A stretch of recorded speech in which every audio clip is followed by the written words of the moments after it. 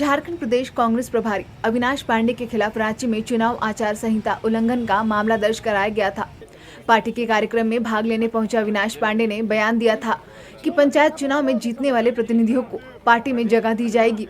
इस बयान पर आपत्ति जताते हुए भाजपा ने राज्य निर्वाचन आयोग से शिकायत की थी। इसे प्रथम दृष्टया आचार संहिता का उल्लंघन मानकर चुनाव आयोग ने रांची के डीसी सह जिला निर्वाचन पदाधिकारी को कानून सम्मत कार्रवाई करने का आदेश दिया था। इस मामले में गुरुवार को अविनाश पांडे रांची के कोतवाली थाना पहुंचे। उन्होंने पुलिस से मामले की जानकारी भी मांगी। उनके साथ इस मौके पर झारखंड सरकार के कई मंत्री भी मौजूद थे। वहीं मामले में अविनाश पांडे ने कहा कि उन पर लगाए गए आरोप सरासर गलत है। भारतीय जनता पार्टी गुमराह करने की कोशिश कर रही है, क्योंकि पिछले 2 दिवसीय दौरे पर झारखंड सिर्फ संगठन को मजबूत करने की चर्चा को लेकर आए थे और कार्यालय में बैठकर ही कांग्रेस के कार्यकर्ताओं से बातचीत हुई थी। इस पर कोई आदर्श आचार संहिता का उल्लंघन नहीं हुआ है।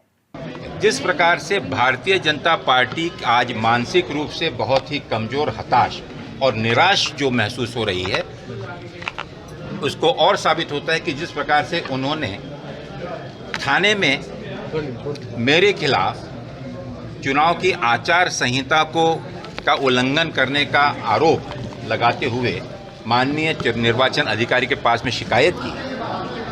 और मुझे आश्चर्य इस चीज़ का है कि माननीय निर्वाचन अधिकारी महोदय ने इसकी वस्तुस्थिति या इसके संबंधित जांच पड़ताल किए बिना इस शिकायत को, जो कि पूर्ण रूप से राजनीतिक उद्देश्य से प्रेरित थी, जिसका उद्देश्य था कि पंचायत चुनाव को प्रभावित किया जाए और विशेष विचारधारा के लोगों को डिमोरलाइज किया जाए, और उसके तहत माननीय चुनाव अधिकारी जी ने उस शिकायत को थाने के पास भेजी।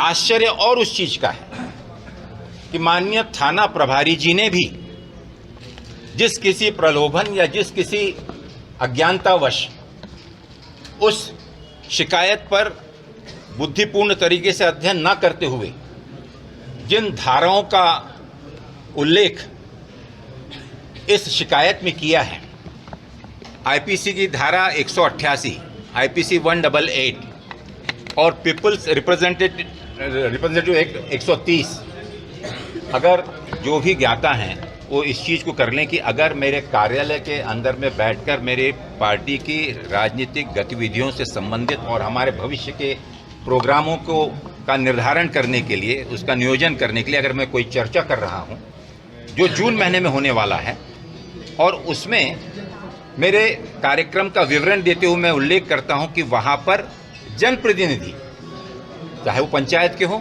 चाहे जनता के द्वारा चुन के आए हुए प्रतिनिधियों का मैं सम्मान करने के लिए, उनको सशक्त करने के लिए, और साथ ही साथ जिस विचारधारा के माध्यम से वो चुन कर आए उस विचारधारा के प्रति लोगों का विश्वास और मजबूत करने के लिए उसका उल्लेख करता हूं। ना ही मैं किसी उम्मीदवार का प्रचार कर रहा हूं, ना मैं किसी चुनाव चिन्ह का प्रचार कर रहा हूं, ना मैं कहीं पे वोट देने की अपील कर रहा हूं, ना कोई मैं पब्लिक मीटिंग कर रहा हूं, और ना ही सामने बैठे हुए मेरे जो साथी हैं वो किसी भी उस समय में चुनाव की प्रक्रिया में इन्वॉल्व है। तो किस प्रकार से इन धाराओं को ये आकर्षित करता है। वही मामले में बीजेपी ने अपना स्टैंड क्लियर करते हुए कहा कि हमने मामले की जानकारी निर्वाचन आयोग को दी थी, जिसके तहत जांच के बाद आयोग ने ही प्राथमिकी दर्ज कराई है। निर्वाचन आयोग एक संवैधानिक संस्था है। कांग्रेस को कानून के दायरे में रहकर काम करना चाहिए। आवेदन दिया था निर्वाचन आयोग ने, उसकी जांच करके एफआईआर करने का निर्देश दिया, तो वो कहीं ना कहीं निर्वाचन आयोग के निष्पक्षता पर प्रश्न उठा रहे हैं। मुझे लगता है कानून को अपना काम करने दीजिए। जब एफआईआर दर्ज हुआ, इन्वेस्टिगेशन होने दीजिए।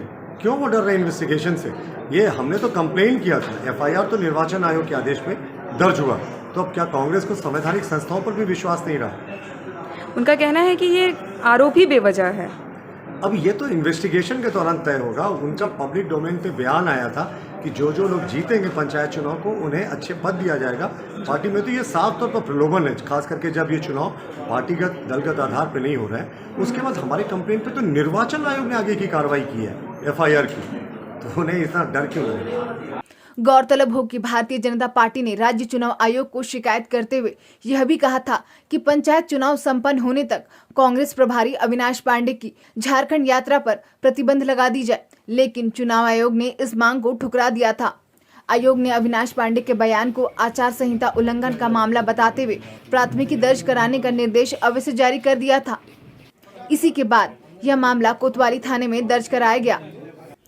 रांची से न्यूज़ विंग के लिए मनीष झा की रिपोर्ट।